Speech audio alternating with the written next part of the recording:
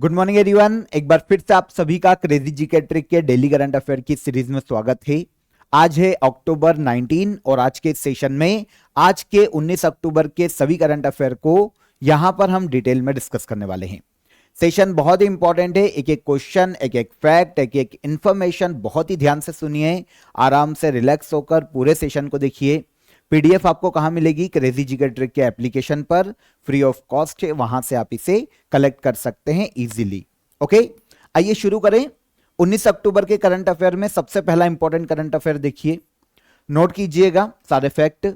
निम्नलिखित में से किस शतरंज ग्रैंड मास्टर ने अक्टूबर 2024 में WR चेस मास्टर कप 2024 का खिताब जीता है? तो देखिए यहां पर WR की बात करें तो यह है world rapid chess master cup 2024। इसका आयोजन हाल ही में लंदन में किया गया था और इसका खिताब अपने नाम किया है इंडियन चेस ग्रैंड मास्टर, जिनका नाम है अर्जुन एरिगेसी। नाम सुना होगा, भारत के तेलंगाना राज्य से बिलोंग करते हैं, काफी फेमस शतरंज ग्रैंड मास्टर हैं। ओके, तो यह है अर्जुन एरिगेसी। हाल ही में देखिए ये सेम क्वेश्चन देखिए, इसी पैटर्न पे एक दूसरा क्वेश्चन एसएससी CHSL में भी पूछा गया है, तो याद रखना। WR chess grand master cup 2024 या मास्टर कप 2024 का जो आयोजन है वो हाल ही में लंदन में किया गया। Indian chess grand master Arjun Erigaisi ने फ्रांस के grand master Maxime Vachier Lagrave को हराकर ये WR चेस मास्टर कप 2024 का खिताब जीता है। जैसा कि अभी मैंने आपको बताया, अर्जुन एरिगेसी भारत के तेलंगाना राज्य से बिलोंग करते हैं। वैसे देखिए अधिकतर जो हमारे इंपॉर्टेंट शतरंज ग्रैंड मास्टर हैं अधिकतर हमको तमिलनाडु से देखने को मिलते हैं। ठीक है, तो ऐसा ना हो कि तमिलनाडु पे तुक्का लगा रहे हैं। इन्हें स्पेशली याद रखिएगा, ये काफी फेमस है भारत के तेलंगाना राज्य से। 2018 में इन्हें ग्रैंड मास्टर का खिताब दिया गया था। ठीक है, यहां पर हम WR चेस मास्टर कप की बात करें तो एक चेस कंपटीशन है जिसमें वर्ल्ड के जो बड़े बड़े चेस प्लेयर हैं वो पार्टिसिपेट करते हैं WR चेस मास्टर कप में। इस साल 2024 में आयोजन कहां किया गया? लंदन। और विनर रहे इंडिया के शतरंज ग्रैंड मास्टर अर्जुन एरिगेसी। ठीक है, सेकेंड क्वेश्चन, भारत के किस राज्य में कटी बिहू महोत्सव आयोजित किया गया? देखिए आर्ट एंड कल्चर से यह क्वेश्चन आपको काफी पूछा जाता है कि बिहू महोत्सव भारत के किस राज्य में आयोजित किया जाता है। सबसे ज्यादा क्वेश्चन ये एग्जाम में हमको देखने को मिलता है। तो कटी बिहू, देखिए बिहू 3 बिहू मनाए जाते हैं भारत के असम राज्य में अलग अलग समय पर। लेकिन अगर आपसे स्पेसिफिक ना पूछे तो केवल आपसे पूछा जाएगा कि बिहू महोत्सव कहां आयोजित किया जाता है, तो भारत के असम राज्य में। ठीक है, फसल उत्सव के रूप में नॉर्मली सेलिब्रेट किया जाता है बिहू उत्सव को। बहुत सारी एग्जाम में आर्ट एंड कल्चर से यह क्वेश्चन पूछा गया है। यहां पर मैं आपको 2 एग्जाम का रेफरेंस दे रहा हूं। जैसे देखिए बिहार पुलिस में पूछा गया है, एसएससी CHSL में सेम क्वेश्चन पूछा गया है। कटी बिहू महोत्सव कहां मनाया जाता है? तो भारत के असम राज्य में। असम का एक बहुत ही महत्वपूर्ण फसल फेस्टिवल है। ठीक है, बिहू। यहां पर 3 बिहू मनाए जाते हैं असम राज्य में, इसमें से एक को कहा जाता है कटी बिहू या कहीं कहीं पर इसे काती बिहू भी कहा जाता है। ठीक है, नॉर्मली अक्टूबर मंथ में इसे सेलिब्रेट किया जाता है और फसल की सुरक्षा के उपलक्ष्य में मनाया जाता है। ठीक है, प्रकृति की तरफ अपना जो कृतज्ञता दर्शाना कि नेचर ने हमको हर चीज दी है, तो नेचर का आभार प्रकट करना बिहू उत्सव को मनाए जाने का मुख्य उद्देश्य है। स्पेशली फसल त्योहार के रूप में ही मनाया जाता है। यहां पर जो कटी बिहू की हम बात कर रहे हैं ये अक्टूबर मंथ में मनाया जाता है। तुलसी का पौधा या जो पेड़ होता है उसके सामने दीपक जलाकर इसे सेलिब्रेट किया जाता है। अब 3 बिहू कौन कौन से हैं असम में, अलग अलग समय पर मनाए जाते हैं? तो देखिए एक है रंगाली बिहू। सबसे पहले रंगाली बिहू असम में न्यू ईयर के रूप में मनाया जाता है। इंपॉर्टेंट नोट कीजिएगा, असम का न्यू ईयर कहलाता है रंगाली बिहू। ठीक है, अप्रैल मंथ में मनाया जाता है, नई फसल की शुरुआत मानी जाती है। फिर आता है काटी बिहू या कटी बिहू, जिसकी हम बात कर रहे हैं, अक्टूबर मंथ में मनाया जाता है फसलों की सुरक्षा के लिए। ठीक है, और थर्ड जो हमको देखने को मिलता है वो है भोगाली बिहू। ठीक है, इसे कहीं कहीं माघ बिहू भी कहा जाता है।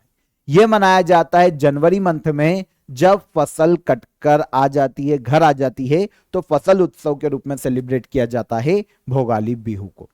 ओके, लोग मिलकर बड़े भोज का आयोजन करते हैं, खेल खेलते हैं और एक साथ मिलकर खुशियां मनाते हैं फसल के कटने के उपलक्ष्य में।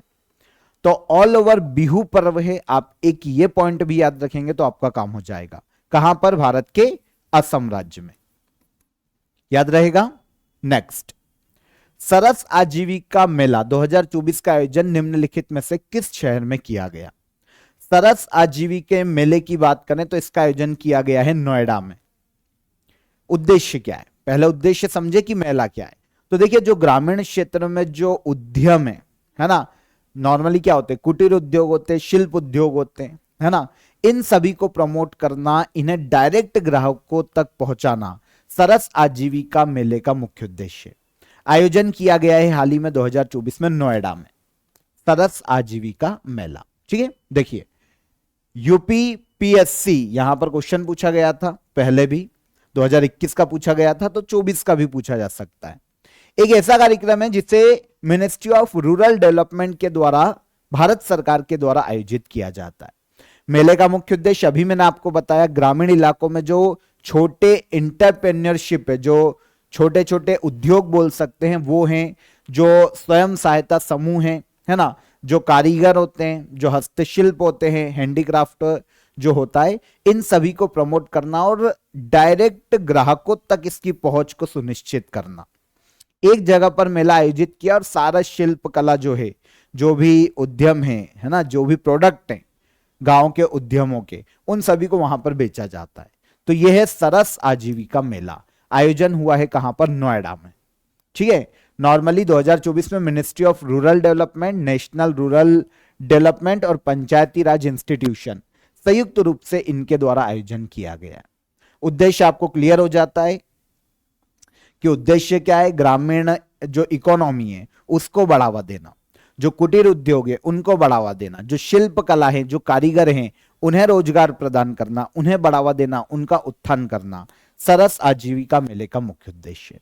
ठीक है, इस बार 2024 में जो नोएडा में आयोजित किया गया उसमें 30 अलग अलग राज्यों के 300 से ज्यादा ग्रामीण स्वयं सहायता समूह ने भाग लिया और कुछ शिल्पकारों ने यहां पर भाग लिया। ठीक है, आयोजन कहां पर? नोएडा, सरस आजीविका मेला। आगे आए, एक और इंपॉर्टेंट क्वेश्चन, किस राज्य में अवैध प्रवासियों को भारतीय नागरिकता देने से संबंधित भारतीय नागरिकता अधिनियम 1955 की धारा 6A को सुप्रीम कोर्ट ने संवैधानिक करार दिया है?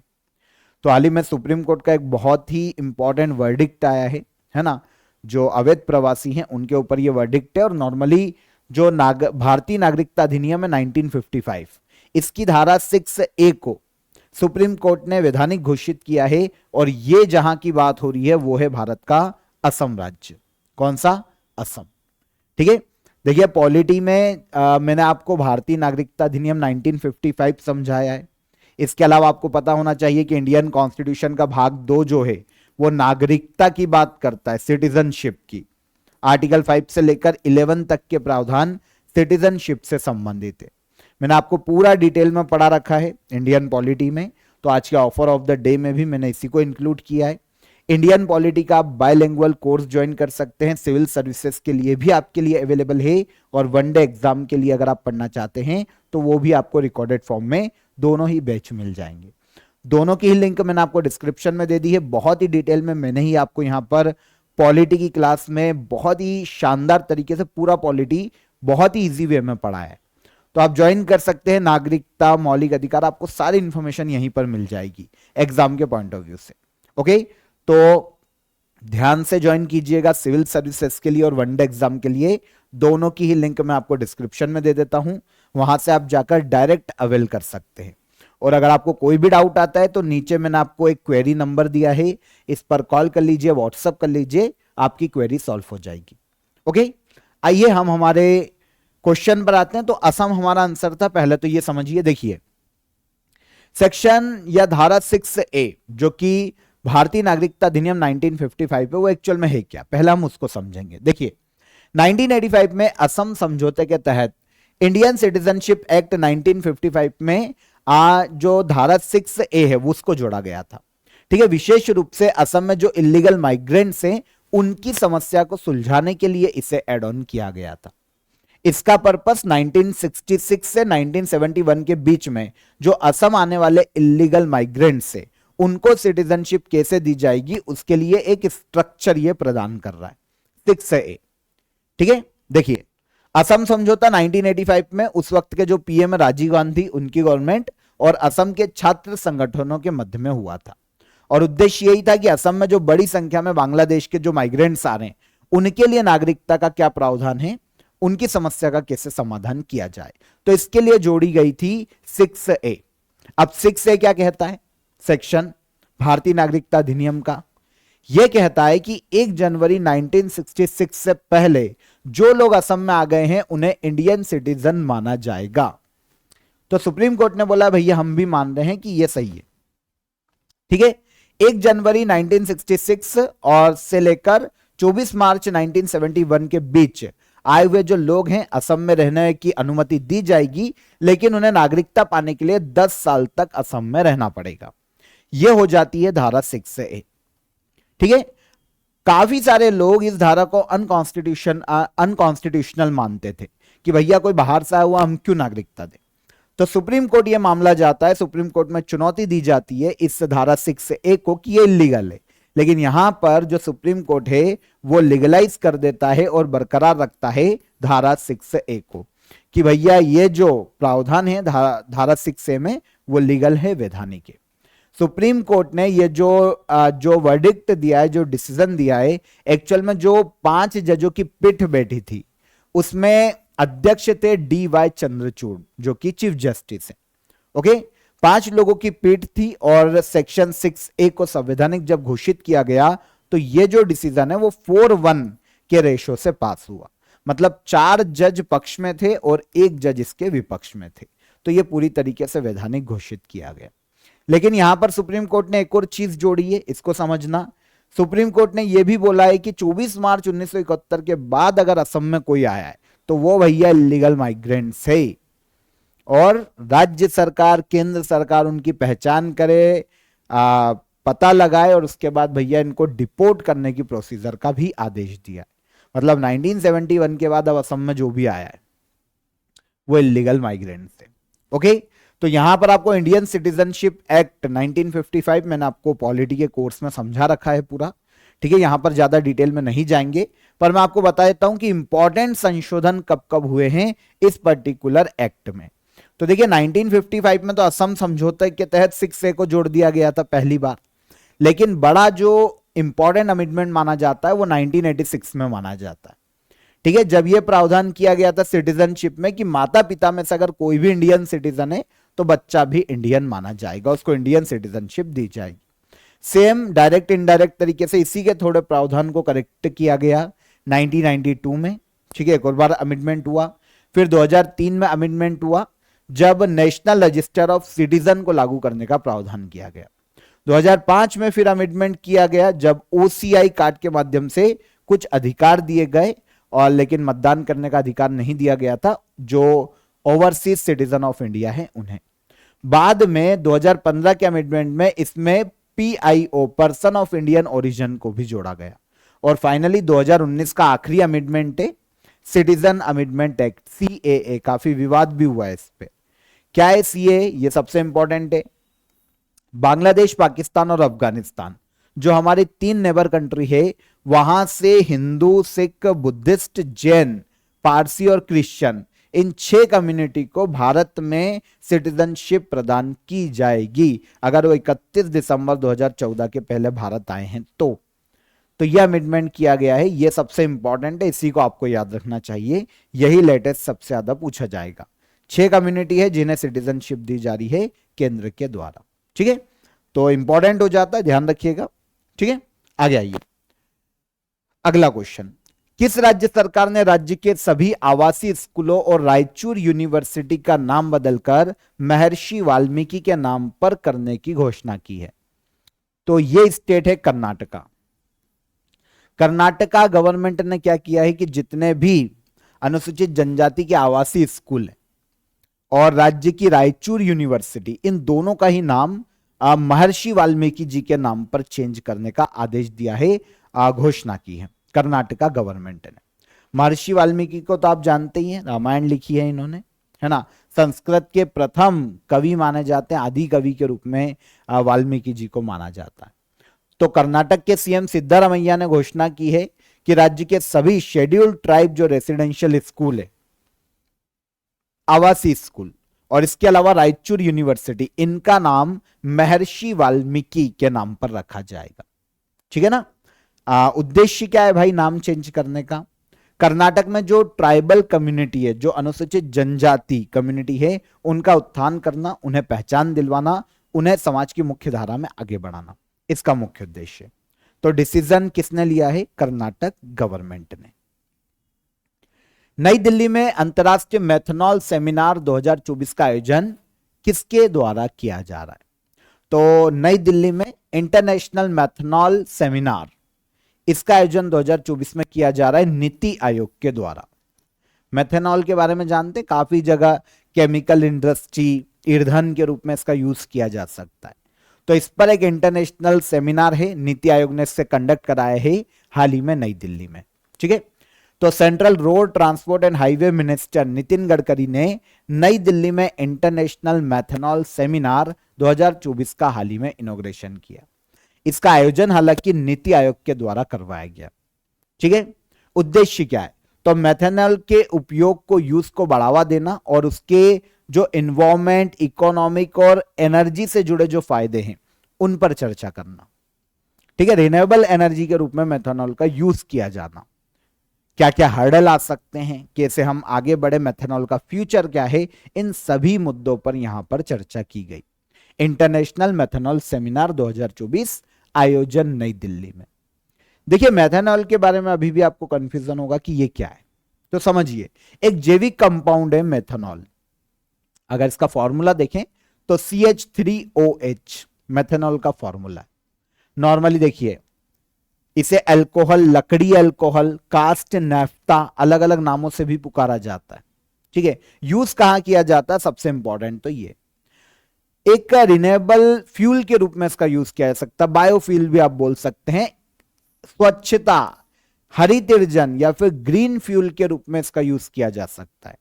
केमिकल इंडस्ट्री में भी इसका यूज किया जाता है। बायोडीजल में मेथनॉल का यूज किया जाता है। बायोडीजल उत्पादन में एक महत्वपूर्ण कंपोनेंट के रूप में मेथनॉल का यूज किया जाता है। ठीक है। तो मेथनॉल काफी एक मतलब बोल सकते हैं कि इन्वायरमेंट के पॉइंट ऑफ व्यू से काफी अच्छी चीज है भाई, फ्यूल का काम कर रहा है। इसीलिए इस पर जो इंटरनेशनल सेमिनार है 2024 में नई दिल्ली में आयोजित किया गया नीति आयोग के द्वारा। आगे बढ़े। अंतर्राष्ट्रीय गरीबी उन्मूलन दिवस कब मनाया जाता है? अंतर्राष्ट्रीय गरीबी उन्मूलन दिवस हर साल मनाया जाता है 17 अक्टूबर को। उद्देश्य क्या है? गरीबी उन्मूलन के प्रति लोगों को जागरूक करना पूरे वर्ल्ड में, है ना। गरीबी देखिए एक बहुत ही बोल सकते हैं कि डिसीज की तरह है।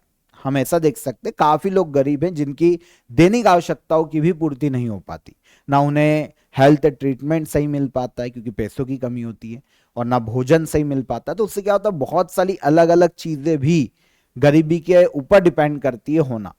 जैसे ट्रीटमेंट नहीं मिल रहा है, अगर हेल्थ ट्रीटमेंट नहीं मिल रहा है तो ऑब्वियस सी बात है कि दूसरी डिसीज घेरेगी, मृत्यु जल्दी होगी, अच्छे क्षेत्रों में रह नहीं पाएंगे अगर पैसा नहीं है। तो इसलिए क्या है, अंतर्राष्ट्रीय गरीबी उन्मूलन दिवस मनाया जाता है 17 अक्टूबर को। ठीक है।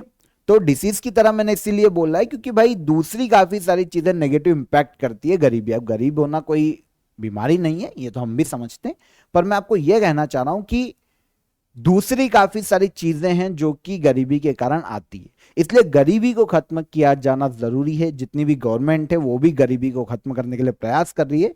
तो इस तरीके से क्या नेगेटिव मत लेना, जो मैंने आपको बोला उसको समझने की कोशिश कीजिए। अगर कोई गरीब है तो हमारा बोल सकते हैं कि कर्तव्य बनता है, समाज का कर्तव्य बनता है, सोसाइटी का, सरकार का कर्तव्य बनता है कि हम गरीबी को खत्म करने का प्रयास करें। ठीक है ना। तो क्योंकि उससे जुड़ी हुई काफी सारी चीजें हैं जिस पर इंपैक्ट आता है अगर कोई हमारे समाज में गरीब है। तो सारे जो हमारे जितने भी गरीब तबके हैं उनको साथ में लेकर सबका विकास किया जाए, यह उद्देश्य है अंतर्राष्ट्रीय गरीबी उन्मूलन दिवस का। कब मनाया जाता है? तो यह मनाया जाता है 17 अक्टूबर को। ठीक है, क्लियर हो गया? सिंपल सी चीज थी, समझना इसको। गरीबी उन्मूलन पर पहले भी एक क्वेश्चन आ चुका है एपीपीएससी में, है ना। देखिए, अंतर्राष्ट्रीय गरीबी उन्मूलन दिवस हर वर्ष 17 अक्टूबर को मनाया जाता है। 2024 में थीम की बात करें तो ending social and institutional maltreatment, acting together for just peaceful and inclusive societies. 2024 में अंतर्राष्ट्रीय गरीबी उन्मूलन दिवस की थीम है। ठीक है, 1992 में यूनाइटेड नेशन जनरल असेंबली के द्वारा ऑफिशियली इसे अनाउंस किया गया था। 1992 में यह पहली बार मनाया गया।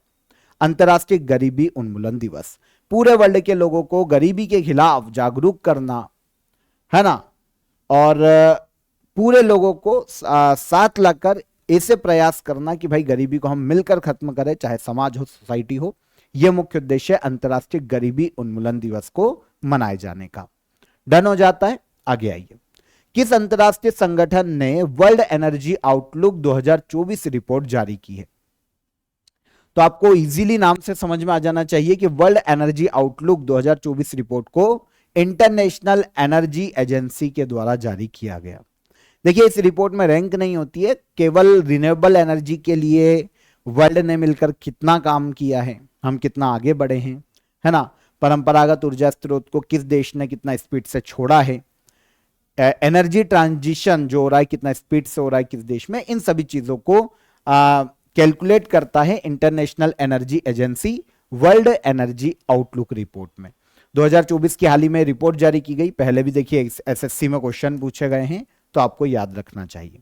ठीक है, इंटरनेशनल एनर्जी एजेंसी ने वर्ल्ड एनर्जी आउटलुक 2024 रिपोर्ट जारी की है। देखिए, रिपोर्ट ऊर्जा की मांग और आपूर्ति से रिलेटेड डाटा प्रोवाइड करती है। ठीक है, एनर्जी की क्या डिमांड है और सप्लाई क्या है, उसके आधार पर डेटा ये प्रोवाइड करती है। कुछ चीजों को इंडिकेट किया है, कुछ चीजों को इसमें बताया गया है। जैसे देखिए, अभी जो कॉन्फ्लिक्ट चल रहे हैं पूरे वर्ल्ड में, ये इंटरनेशनल एनर्जी एजेंसी की जो रिपोर्ट है उसमें बताया गया है कि पूरे वर्ल्ड में जो कॉन्फ्लिक्ट चल रहे हैं, जैसे यूक्रेन और रशिया वॉर, इजराइल के खाड़ी वॉर चल रहा है, तो इन सभी के कारण जो रिन्यूएबल एनर्जी या जो ग्लोबल एनर्जी सुरक्षा है वो खतरे में पड़ती है। इसके अलावा एनर्जी की सप्लाई और जो डिमांड है वो भी अस्थिर होती है। और इसके अलावा स्वच्छ ऊर्जा क्लीन एनर्जी में निवेश का रिकॉर्ड ऊंचाई तक हम पहुंच गए हैं। विशेष रूप से सोलर और जो विंड एनर्जी है उसमें पूरे वर्ल्ड ने मिलकर बहुत ही अच्छा काम किया है, बहुत ही ज्यादा निवेश किया है। 2023 में वैश्विक स्तर पर 560 गीगावाट से अधिक रिन्यूएबल एनर्जी कैपेसिटी हमने जोड़ी। मतलब पूरे वर्ल्ड में 560 गीगावाट तक रिन्यूएबल एनर्जी हमने जोड़ी है रिन्यूएबल एनर्जी में। ठीक है, ये क्या करता है, ये जो परंपरागत ऊर्जा स्रोत है जैसे फ्यूल हो गया, चाहे फॉसिल्स हो गया, इन पर हमारी जो डिपेंडेंसी है उनको कम करने के लिए एक बहुत ही अच्छा कदम है। तो इन सभी चीजों को इंडिकेट किया है इंटरनेशनल एनर्जी एजेंसी ने वर्ल्ड एनर्जी आउटलुक रिपोर्ट 2024 में। तो देखिए, अंदर का डेटा तो नहीं पूछा जाएगा, रिपोर्ट किसकी आप ये याद कर लेना। सबसे पहली बार 1977 में वर्ल्ड एनर्जी आउटलुक को इंटरनेशनल एनर्जी एजेंसी ने जारी किया था। इंटरनेशनल एनर्जी एजेंसी की बात करें तो इसका हेडक्वार्टर पेरिस में देखने को मिलता है। ठीक है, आगे बढ़े। चर्चा में रहा पीएम गति शक्ति कब लॉन्च किया गया था? तो पीएम गति शक्ति स्कीम इसे लॉन्च किया गया था भारत में 2021 में। उद्देश्य क्या है? भारत में बेसिक इंफ्रास्ट्रक्चर जो है विकास के लिए उनको डेवलप करना पीएम गति शक्ति स्कीम का मुख्य उद्देश्य था। 2021 में इसे लॉन्च किया गया था। अभी सुर्खियों में क्यों है? तो देखिए, हाल ही में union commerce and industry minister Piyush Goyal ने 27 आकांक्षी जिलों के लिए पीएम गति शक्ति स्कीम के तहत जो जिला मास्टर प्लान है उसको लॉन्च किया है। ठीक है, तो पीयूष गोयल ने बताया कि पीएम गति शक्ति मास्टर प्लान से एक सुपर इंटेलिजेंट टूल है और अगले 18 महीनों में जो जिला मास्टर प्लान है उसका विस्तार किया जाएगा और भारत में 750 से अधिक जिलों को कवर किया जाएगा पीएम गति शक्ति योजना के तहत। ठीक है। बेसिक इंफ्रास्ट्रक्चर का देश में विकास करना, आधारभूत जो सुविधाएं हैं, ढांचा है, उसका विकास करना। नॉर्मली 13 अक्टूबर 2021 को पीएम गति शक्ति योजना को लॉन्च किया गया था। गवर्नमेंट ऑफ इंडिया का एक प्रोजेक्ट है। नॉर्मली 7 अलग अलग पिलर्स पर यह बात करता है, जैसे रेलवे, रोड, पोर्ट, वाटरवेज, हवाई अड्डे, जो पब्लिक ट्रांसपोर्ट है उनको डेवलप करना, जो लॉजिस्टिक इंफ्रास्ट्रक्चर है इनको डेवलप करना। तो इन सभी चीजों को, ये बेसिक इंफ्रास्ट्रक्चर है, इनको डेवलप करना ही पीएम गति शक्ति योजना का मुख्य उद्देश्य 2021 में इसे लॉन्च किया गया था। ठीक है। लास्ट क्वेश्चन, हाल ही में खबरों में रहा काराकोरम वन्यजीव अभ्यारण्य किस राज्य में स्थित है? तो Karakoram wild life sanctuary Bharat के लद्दाख राज्य में स्थित है। कहां पर? लद्दाख। ठीक है। सुर्खियों में क्यों है? देखिए यहां पर आप इमेज देखेंगे तो आपको देखेगा, इंपॉर्टेंट इसलिए भी है क्योंकि एलएसी पर स्थित है। भारत और चीन की जो सीमा है ना लद्दाख में, यहां पर आपको एलएसी पर देखने को मिलेगा ये काराकोरम वाइल्ड लाइफ सेंचुरी। अभी सुर्खियों में इसलिए है क्योंकि national board of wild life की जो स्थायी समिति है उसने 5 सड़कों के निर्माण को मंजूरी दी है लद्दाख में एलएसी के पास। और ये जो सड़कें हैं specially Karakoram wild life sanctuary से होकर गुजरती। ठीक है। एलएसी के निकट 5 सड़कें बनाई जानी है। National board for wild life committee ने इसकी घोषणा की है और ये सड़कें काराकोरम वाइल्ड लाइफ सेंचुरी से होकर गुजरेगी। भारत में लद्दाख जम्मू कश्मीर की सीमा क्षेत्र के आसपास एलएसी के निकट लद्दाख में स्पेशली हमें काराकोरम वाइल्ड लाइफ सेंचुरी देखने को मिलती है। लद्दाख याद रखना है ना, जैसे हिम तेंदुआ, तिब्बती जंगली गधा, आइबेक्स और नीली भेड़ ये मुख्य निवास माना जाता है इन सभी वन्य जीवों का काराकोरम वाइल्ड लाइफ सेंचुरी। ठीक है ना। नॉर्मली यहां से सियोक और नुब्रा रिवर गुजरती, लद्दाख रीजन के इस क्षेत्र से होकर गुजरती है और काराकोरम वाइल्ड लाइफ सेंचुरी में ये पानी का इंपॉर्टेंट स्रोत है, दोनों नदियां सियोक और नुब्रा रिवर। ठीक है। तो Karakoram wild life sanctuary LAC पर देखने को मिलती है लद्दाख राज्य में, भारत और चीन की सीमा के निकट। ठीक है। ओके, तो आज के सेशन में 19 अक्टूबर के सभी करंट अफेयर को हमने डिटेल में डिस्कस किया। अब हम चलते हैं लास्ट डे के रिवीजन पर। फटाफट क्वेश्चन आंसर देखेंगे। हरियाणा के सीएम नायब सिंह सैनी को उनके पद की शपथ किसने दिलवाई? बंडारू दत्तात्रेय। पढ़ा था कल के सेशन में हमने। आगे, आईसीसी हॉल ऑफ फेम में शामिल होने वाली भारत की दूसरी महिला क्रिकेट खिलाड़ी कौन? नीतू डेविड। पढ़ा था। मेरा हाउ चोंगबा नामक त्योहार सभी समुदायों में शांति और सौहार्द को बढ़ावा देने के लिए किस राज्य में मनाया जाता है? तो यह मनाया जाता है भारत के मणिपुर राज्य में। संगीत नाटक अकादमी द्वारा पहले अंतर्राष्ट्रीय भारतीय नृत्य महोत्सव का आयोजन कहां किया गया? तो यह कहां किया गया है? हाल ही में भारत की राजधानी नई दिल्ली। पिछले क्वेश्चन का आंसर ले लिया था। चलिए आगे आते हैं। निम्नलिखित में से किसने मिस इंडिया 2024 का खिताब जीता? निकिता पोरवाल, एमपी के उज्जैन से, कल पढ़ा था हमने। सुप्रीम कोर्ट में न्याय की देवी वाली प्रतिमा में बदलाव किए गए, बदलाव के संदर्भ में कौन सा कथन सत्य है? तो यहां पर सभी कथन सत्य। वैसे एक करेक्शन कीजिएगा, दाएं हाथ में संविधान की पुस्तक नहीं है, बाएं हाथ में संविधान की पुस्तक है, तो इसको एक चीज करेक्ट कर लीजिएगा। ठीक है, बाएं हाथ में हमें संविधान की बुक देखने को मिलती है। चलिए, चर्चा में रहा काजीरंगा राष्ट्रीय उद्यान किस राज्य में स्थित है? तो यह देखने को मिलता है हमको काजीरंगा भारत के असम राज्य में।